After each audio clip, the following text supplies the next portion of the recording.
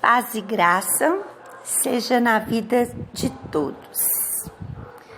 Hoje o nosso estudo, com muita vitória, com a graça de Deus sobre as nossas vidas, nós conseguimos chegar no capítulo 50, último capítulo de Gênesis. Já fica aqui o meu parabéns, a medalha, de vitória, porque agrada a Deus o nosso empenho, a nossa dedicação. E uma coisa assim triste que eu vejo, que eu percebo, são as pessoas que desistem pelo meio do caminho, algumas que dizem que não tem tempo. Isso dói, no coração da gente, algumas pessoas que dizem não tem tempo. Não tem tempo para mim, não é eu, A pessoa está dizendo, eu não tenho tempo para Deus, eu não tenho tempo para conhecer a Deus, eu não tenho tempo para ouvir, para ler a sua palavra, e isso é muito triste. E aqueles que continuam, aqueles que perseveram, fica uma medalha, uma medalha de vitória para cada um, porque é muito gratificante. Mais um livro da Bíblia que nós chegamos ao fim, capítulo por capítulo. Eu sempre digo que de longe foi possível assim explanar, esmiuçar cada capítulo, porque a gente determinou um certo tempo. Cada áudio tem cerca de 17 minutos, não pode passar disso, principalmente para o WhatsApp, Pro YouTube não teria problema, mas pro WhatsApp não tem como passar de 17 minutos. Mas o que eu quero dizer é: você é guerreiro, você é vitorioso, você chegou aqui, nós chegamos até aqui. Até aqui nos ajudou o Senhor e nós temos toda a razão do mundo para continuar conhecendo o Senhor Jesus. E aqui no capítulo 50 nós vamos ver a morte de Jacó, também vamos ver a morte de José e um outro episódio que nós vamos ver. José atirou-se sobre o seu pai, chorou sobre ele e o beijou. Quando ele expirou, ele morreu. Em seguida, deu ordem aos médicos que estavam ao seu serviço que embalsamasse seu pai, Israel. E eles embalsamaram. Levaram 40 dias completos, pois esse era o tempo para o embalsamamento. E os egípcios choraram sua morte 70 dias. Aqui, José vai cumprir o último desejo do seu pai, ser enterrado lá junto aos seus antepassados em Canaã, na capela de Maquipela, uma gruta, na rocha. E José, então, permite que os médicos embalsamadores do Egito fizessem todo esse serviço, e isso era necessário, não somente para o prantear ali, mas caminhar com o corpo por aquele deserto afora. Era necessário que aquele corpo fosse embalsamado, a viagem era longa, não tinha como.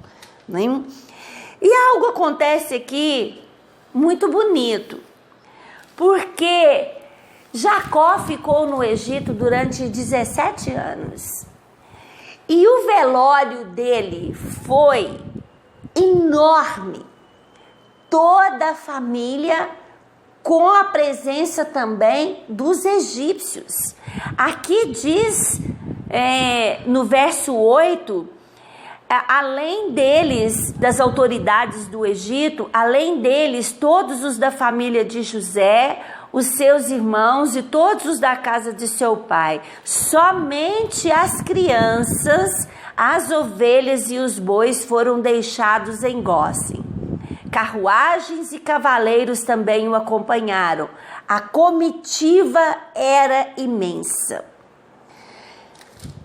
É tão bonito quando uma pessoa chega no final da vida dela e ela ali vai ser velada e muitos comparecem. É honroso. Em contrapartida, é tão triste aquela pessoa que viveu separado de família, aquela pessoa que viveu separada de amigos, sem fazer o bem, sem ser uma pessoa notável, e tem aquele velório tão assim carente de pessoas. É muita honra no velório de uma pessoa, como foi aqui o caso de Jacó. Ele foi respeitado no Egito e todos foram prantear, e não foram pouco tempo não, foram 70 dias, incluindo o tempo de embalsamamento, fazendo ali um cortejo, pranteando pela vida de Jacó. Fica uma pergunta para nós: que legado nós estamos deixando? Como será o dia do nosso velório? Como será que vai ser assim comentado a respeito de nós? Isso é uma pergunta importante, porque amigos, família, é muito importante deixar assim aquele legado para a família. Quando nós vamos a um velório, nós vamos para honrar a família, não é para fazer uma oração para aquela pessoa que foi sepultada, porque enquanto a vida, há esperança. Acabou a vida, não tem mais esperança. O propósito é o de honrar o nome da pessoa, honrar a família. Então nós vimos isso aqui, esse fato no último capítulo de Gênesis, o quanto extenso foi o cortejo, o velório de Jacó. E depois, quando Jacó é enterrado, José fica ali pranteando o pai, os irmãos de Jacó se preocuparam. Eles falaram assim: agora nosso pai Jacó é morto, e se o nosso irmão José, que é governador aqui no Egito, resolver nos fazer mal, à medida que nós fizemos mal para ele, nós estamos perdidos, estamos fulminados. O que acontece aqui? Um grande medo, um grande terror tomou conta dos irmãos, porque eles não acreditaram que José fosse capaz de perdoá-los pelo que ele havia feito. E é necessário José falar para eles: não tenha medo, eu perdoei vocês. Na verdade, como eu já havia dito antes, o propósito de estar aqui no Egito foi de Deus. Isso José falando para os irmãos aqui. No verso 18, depois vieram meus irmãos, prostaram-se diante dele e disseram: aqui estamos, somos teus escravos. José, porém, lhes disse: não tenham medo, estaria eu no lugar de Deus? Vocês planejaram o mal contra mim, mas Deus tornou em bem para que hoje fosse preservada a vida de muitos. Por isso não tenham medo, eu sustentarei vocês e seus filhos, e assim os tranquilizou e lhes falou amavelmente.